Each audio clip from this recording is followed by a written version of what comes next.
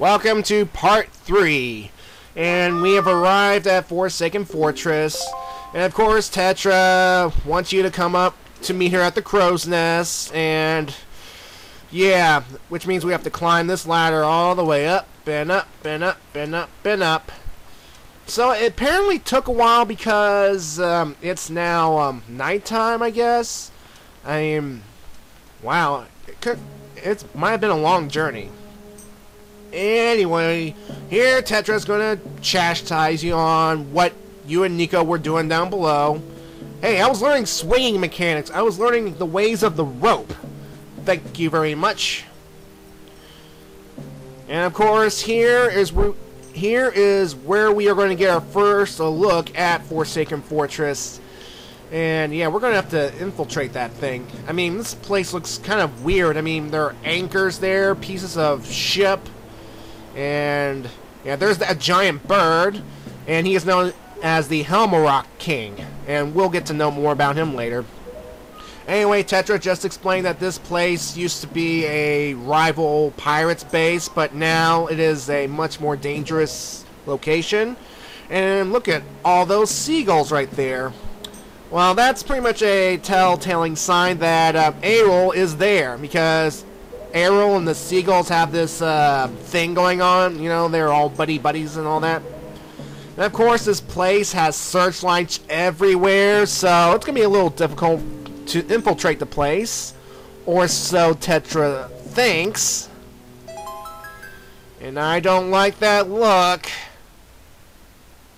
And I like how, for some reason, Link does not realize that he's in a barrel until just now. It's like, how the heck did I get in there?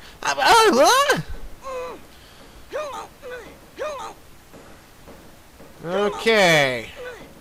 So, you pirates stick your own people inside barrels and catapult them to dangerous locations? I mean, how do the big ones fit in those kind of barrels? Or I guess there are bigger barrels or stuff. But anyway, Link pretty much toughens up because he's going to do this for his sister. He is going to save his sister no matter what. And will he make it? Will he make it? He's almost there, and ow. And oh look, there goes his sword. And of course he falls all the way down to the bottom of the fortress. Ugh. Of course, if we just made it to our destination intact, we could have gone through this whole section in just like a few minutes. But nah, we're going to have to do this the hard way. Nope. Alright, now the first thing that happens is that Tetra has placed a stone inside of Link's pocket before flinging him off in the barrel. And it's pretty much one of those communication information thingies, you know, kind of like in A Link to the Past when you have to touch that stone and the whatever that guy's name was, he would talk to you, give you advice. It's pretty much the same thing, only at random times where you think stuff is important, so yeah. Anyway, now Link here is going to have to play the role of Solid Snake, because he has no weapon. And he has to sneak around this fortress and not get caught by the searchlights. Basically, as long as you are underneath the barrel, you will be okay. You just have to move and time your movements correctly. If you do, however, get caught by a searchlight while moving or while pretty much out in the open, you will get tossed in jail and you will have to escape and wait more quietly and quickly work your way around the fortress. Now the goal here is to actually eliminate the searchlights, which are piloted or operated by bokoblins. We go to their location, kill the bokoblins, and the searchlights will be disabled. So that's pretty much our major goal of this dungeon. Yeah, this is our first dungeon of the game, folks. It'll have all the usual dungeon items, the dungeon map, and the compass. So yeah, what you want to do here is go up this way right here, and we will meet our first bokoblin searchlight operator. And of course, we are unarmed, so we have to find another way to kill him. Of course, we're going to get a little beef with Tetra right here, saying that we can use our shield to pretty much block the Bokoblin weapon, and we can use that weapon against him. Or we can just break the pots and get our own weapon, which are sticks. Wooden sticks. So yeah, basically when we climb up here, the Bokoblin will not pay attention to us unless we break something. So I'm actually going to go up here, break the vase that contains the wooden sticks, and we'll get his attention, and we'll see this nice little scene of the searchlight disabling itself. So yeah.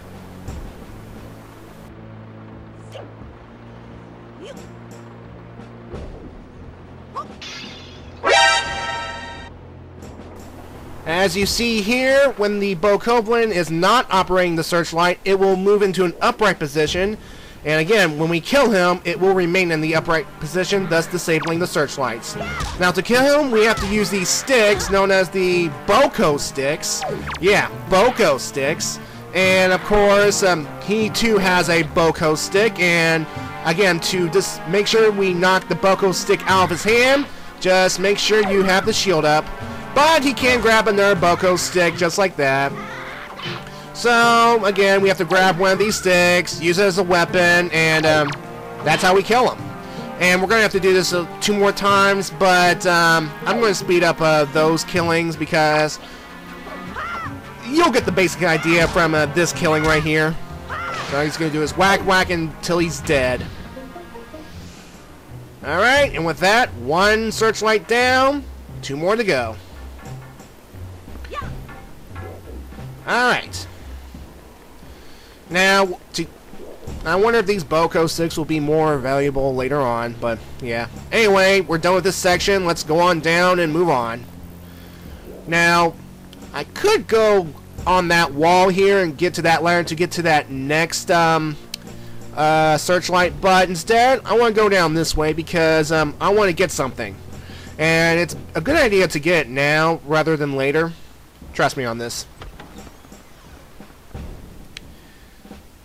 Anyway, in this room right here, there are one of those swinging ropes, but we're not going to do that just yet. Instead, we are actually going to go fall down into this area right here, this jail cell area. And behind these barrels right here is a switch. Just step on it to open the jail cell. And inside is a treasure chest, and it's going to be one of our first major treasures of this place.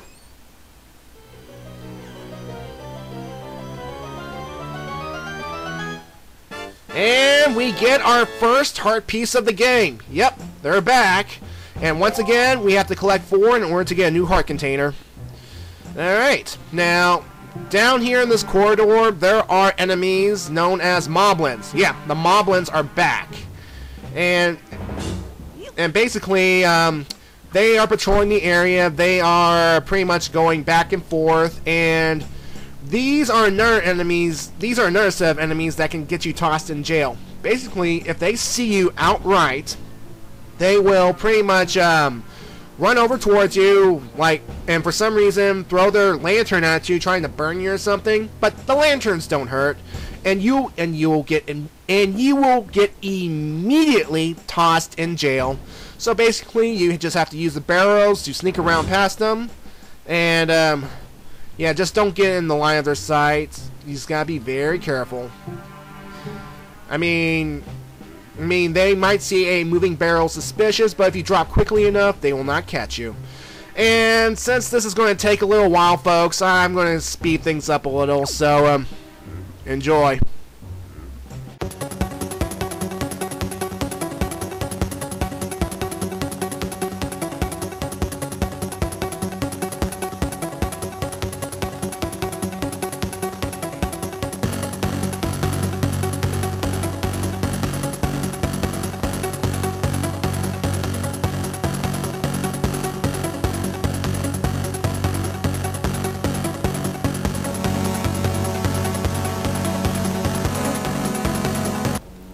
Okay, we are back to where we started. Now, I am going to go swing across this rope here and get to that treasure chest, which contains the dungeon map. Now, in retrospect, I probably should have let myself get captured by the moblins, because when I get tossed into my jail cell, I can easily escape. Basically, there is a bookshelf, and we have to get on top of that and destroy the vase that is covering a hole. And when we crawl through this hole, we will actually end up right in this area where the dungeon map is. So, yeah, I could have saved a lot of time, but whatever. What's done is done. And with that out of the way, let's go take out 2 more searchlights. Now, to find the next searchlight here, just go through the door I just went through and go to the left. And you'll see the ladder that will take us upward. Now, I don't know why I did not climb right away. I did not know what past me was thinking, but yeah, eventually it's pretty much the same deal. Just go up there, kill the bokoblin, searchlight disabled, and have fun.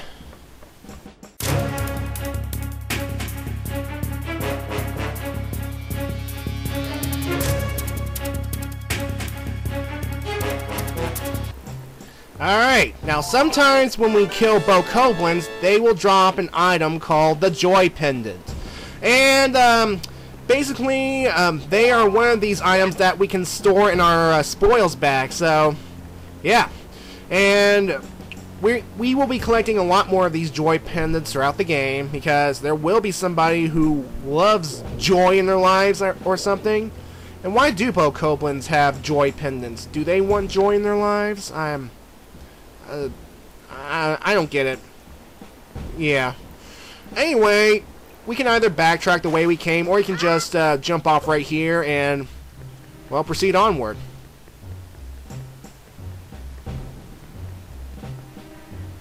Alright, when we go into this room right here, behind those barrels, it's another treasure chest, and this one contains our handy dandy compass.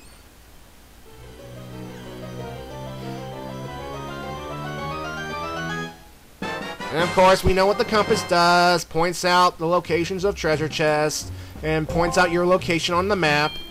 And which reminds me, though, if you notice here, the map in this game is actually located on the bottom left corner than on the bottom right. Yeah. You know, in the past 2-3 games, you know, Ocarina and Majora, they have the rupee count on the bottom left, and the whole map on the bottom right. Well, here they've switched places, so I don't know what the logic is in that, but anyway, here there are these little cutscenes to let you know where Aryll is and all that stuff, and so yeah. Anyway, go up here, and it will be our final bokoblin battle, and we will disable all the searchlights.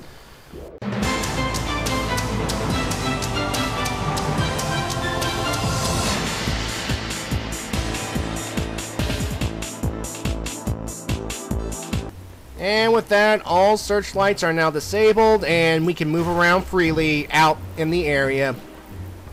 Now, there is still the threat of the moblin security, so we still have to sneak past them, and there are 2 spots that we have to sneak past them. But if you want, right now you can go back down to the main outer area and collect any of those rupees that you weren't able to get in the beginning. Anyway, what we're going to do now is we're going to actually swing across this rope to get to the other side. Wait for the right timing. Whee! Alright.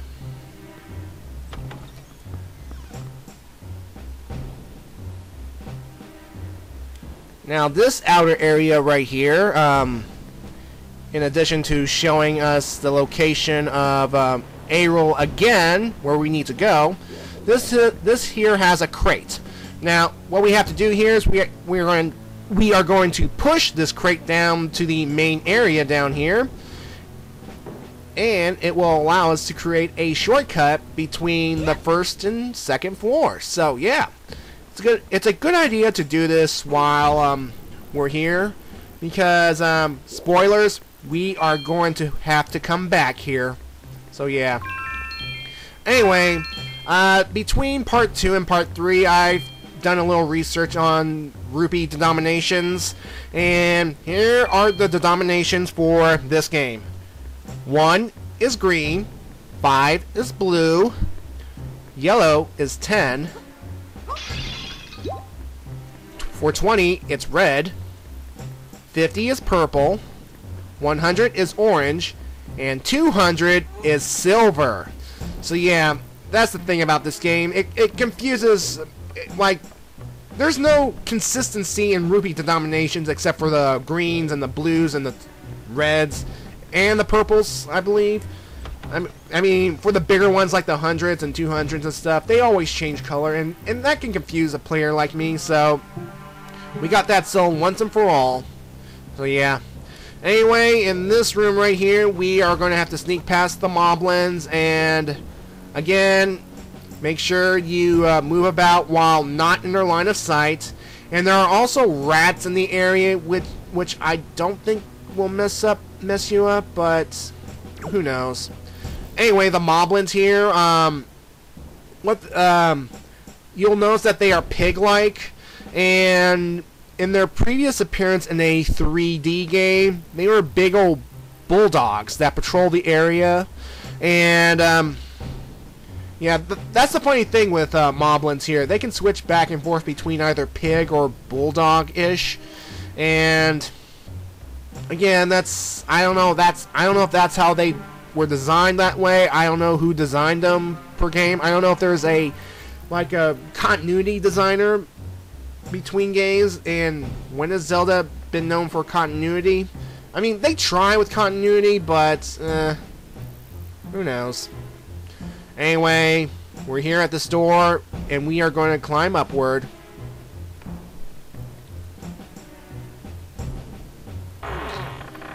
Alright, when we get out here, there's still one more moblin we have to pass.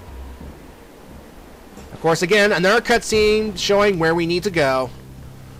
Alright, we have to go up these stairs right here and quickly get into the barrel at the top because there is a moblin patrolling the area. Thankfully, he is only one.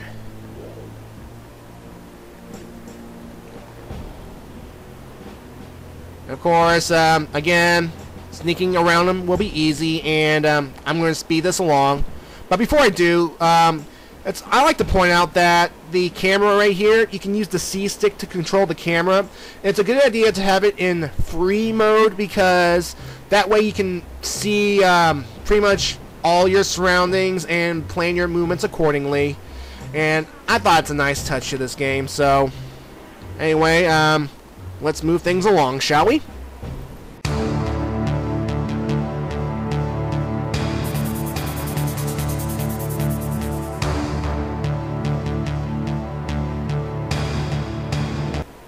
And with that, we are done sneaking around, and hooray! And this place kind of reminds me of Gerudo's Fortress, in that if you get caught by the bad guys, you are sent to jail and you have to escape easily. So, is that a coincidence? Maybe, or maybe not. Well, anyway, here, at this point right here, we have to sidle across. I don't know how that word is pronounced.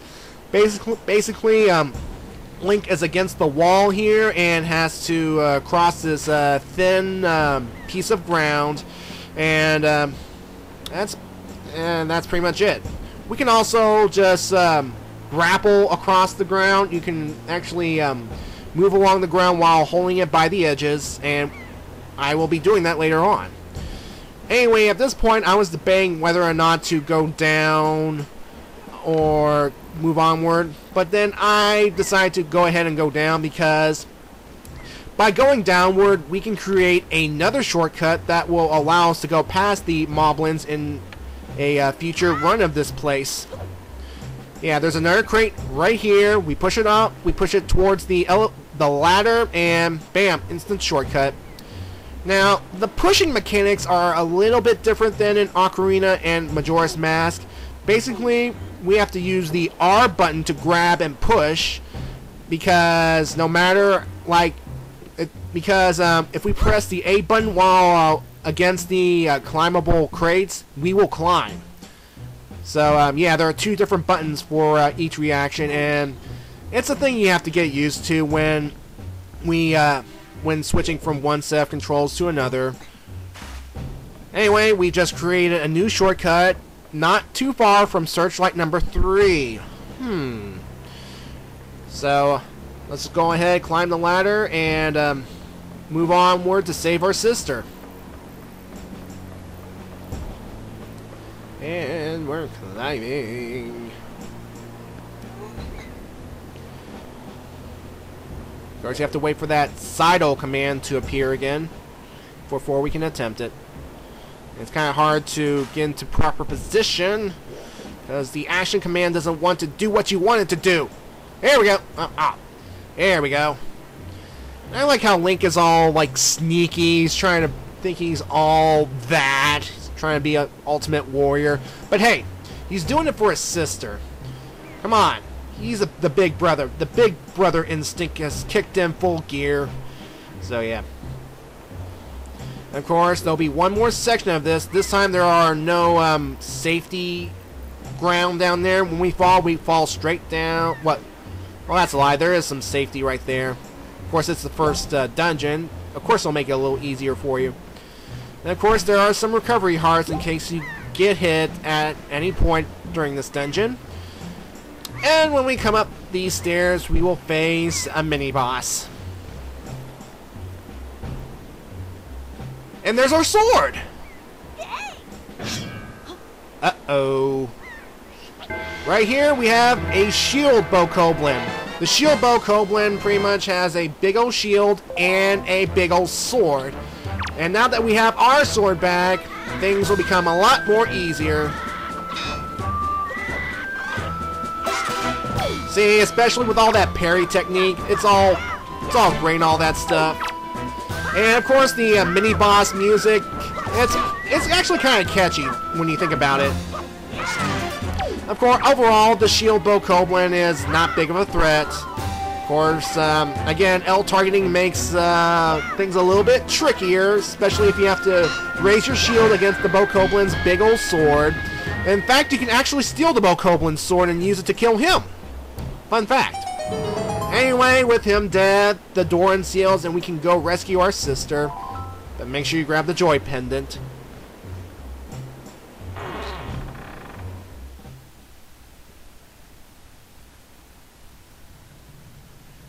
Alright. Well, that was easy. We made it.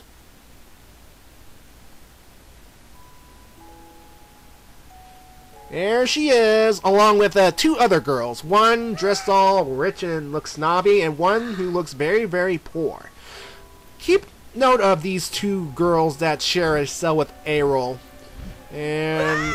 oh no, the Helmarock King has come down. Come on, Link, do something! Save your sister or... oh, great. Oh man, we were so close too. Ugh. And looks like we're gonna meet this bird's boss, cause who else can the bird take orders from?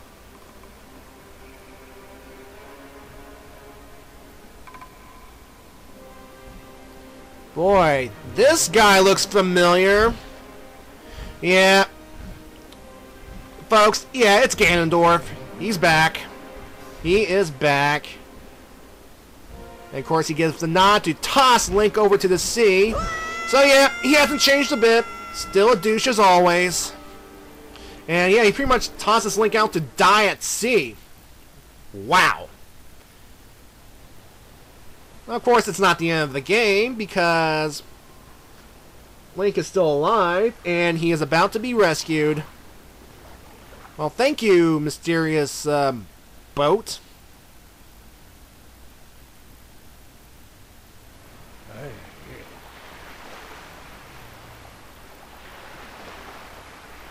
What? All right.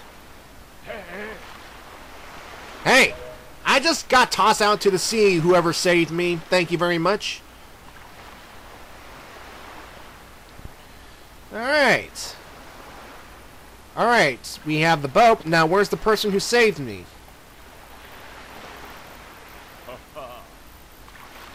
Well, not yet. Ah! Oh, yeah! Moving, talking boat! Ah! Oh, yeah, you're alive! Alright. So, meet the King of Red Lions, everybody. And don't worry, he's our handy boat. In fact, he first appeared in the title sequence. So, it's obvious that he's going to be our main mode of transportation throughout this entire game. So, the game doesn't hide that fact. And of course, he witnessed Link's sneaking into Forsaken Fortress and saw him get tossed out to sea. And for some reason, he pretty much saved Link and get him to this safe place. Yeah, he's pretty much going to tell who Ganon is. Blah, blah, blah, blah, blah, blah. We know who he is. We know how much of a dirtbag he is.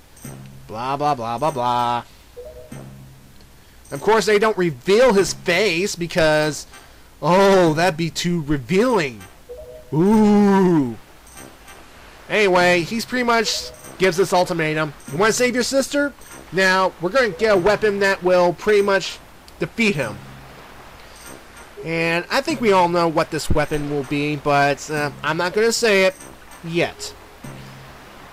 So, yeah, he's pretty much going to say, if you're going to defeat the guy, here's what you have to do. We're going to have to go throughout the sea to gather the things necessary. So, yeah. And, hey, Link is willing to do this because he has to save his sister. He's got to save the sister. And of course, he confesses that he does not have a sail on him. Ha, ha, ha. Oh, funny. So how did he get all the way from Forsaken Fortress to our current location? Well, to be fair, it is possible. There is a cruise function on this boat, but right now, in order to get any farther, any faster, we need to get that sail. And this place right here, this place where we are at right now, this place is called Windfall Island. Yeah, this Windfall Island is pretty much the main populated area of the sea for normal Hylians and all that stuff, normal humans. There's pretty much a big old training sequence, and yeah. Look at all those people right there. So, folks, in part 4, we are going to get the sail, and we are going to explore this place a little before we go out to sea. So, see you later.